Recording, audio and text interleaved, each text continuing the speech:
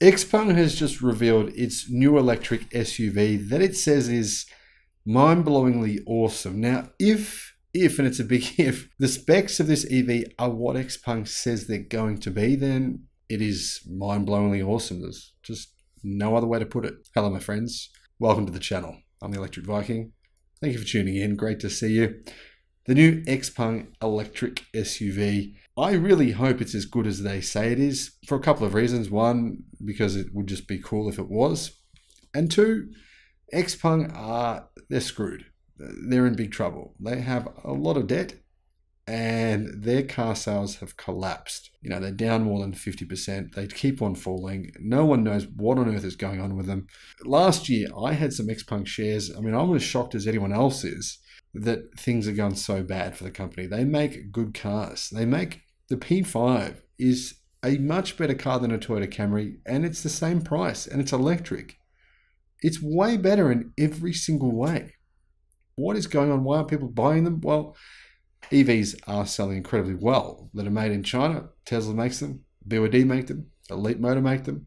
Many companies make EVs in China. They're doing well, but for some reason, XPeng sales have just collapsed. Hopefully, this new technology and this new electric car can revive the company. XPeng has debuted its G9 coupe SUV on its next generation electric vehicle platform, meaning it's miles ahead of Toyota, who have just started work on their first generation electric vehicle platform. It's got 470 miles of range with 10-minute charging. Now, yes, I know what you're thinking. You're probably thinking, oh, that's just CLTC range, which is the Chinese range. Yeah, it is. I think it is. Looks like it. But still, it's probably still close to 400 miles of range in an SUV. That's pretty big. 10-minute charging? Wow. As promised, XPeng Motors has shown its new electric vehicle called their Ultra Smart Coupe SUV, the G9. It's the first XPeng vehicle built on its SEPA 2.0 platform architecture. It enables the car to have new features, new design. Structurally, it's better, it's lighter, and it comes only 5 years after their first generation electric vehicle platform, which debuted on the G3 back in 2018. It was followed by the P7 sedan only a year later. Next was the P5, which was, like I said, I thought it would be a Toyota Camry killer. The price was amazing. The car is actually very good, but it didn't fire in the way that everyone expected it to.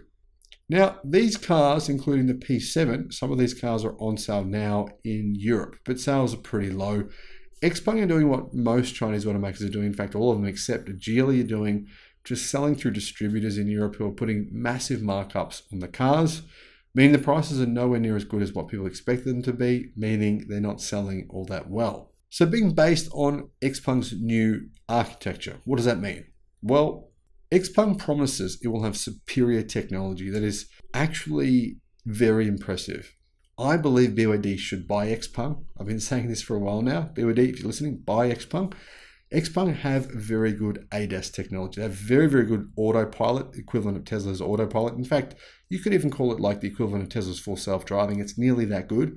Very, very good. Much, much better. They're miles ahead of much of their competition when it comes to ADAS and automated self-driving. It's not perfect, but it's very, very good. According to XPeng Motors, the new G9 not only represents its next chapter of EV innovation, but also represents a completely new architecture. Now, it's coming as a mass-produced die-cast front and rear integrated aluminium body, including a cell-integrated body technology that optimizes cabin design with added vertical space and increased battery safety. XPeng was one of the few automakers in the world that saw what Tesla was doing and went, yep, that's smart, we're going to do it.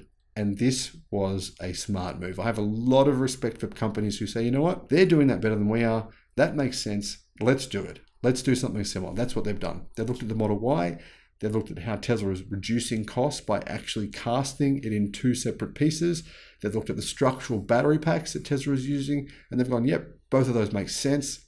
Let's do that. Lowering the weight, increasing the structural rigidity of the car, and giving it the ability to get this kind of range from a big car without an enormous battery pack. This is the future of the EV industry.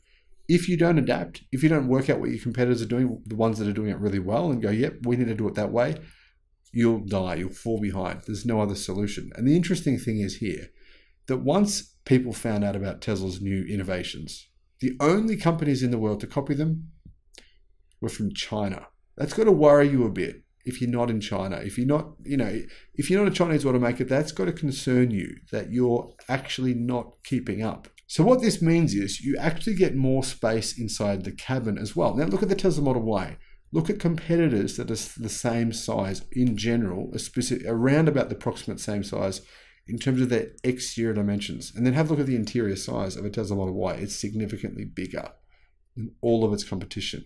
It's one of its key selling points that people don't usually mention. I think you're going to find the same thing will apply to this new G6. The design team aspired to create a dream car for the younger generation by combining striking exterior design with tech-fluid aesthetics, all with large amounts of interior space and amenities. Combined with SEPA 2.0, the new platform, and the advanced ADAS capabilities of XNGP, XPeng looks to set new standards in the Chinese mid-size electric SUV segment with the G6.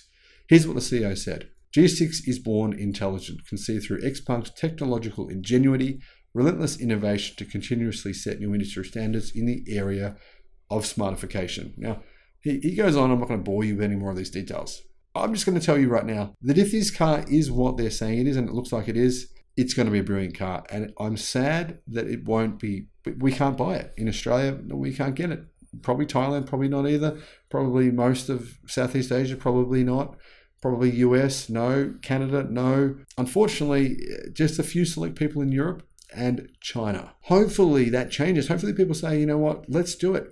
Hopefully XPeng go, you know what, let's get rid of these pesky, annoying distributors and let's take Europe seriously, because that's where their cars could sell really, really well. Much of the specs shared are very impressive. It has an 800-volt silicon carbide SiC platform combined with 3C battery technology, meaning super fast charging speeds, 350 kilowatt charging speeds, giving a range of up to 755 kilometers or 470 miles.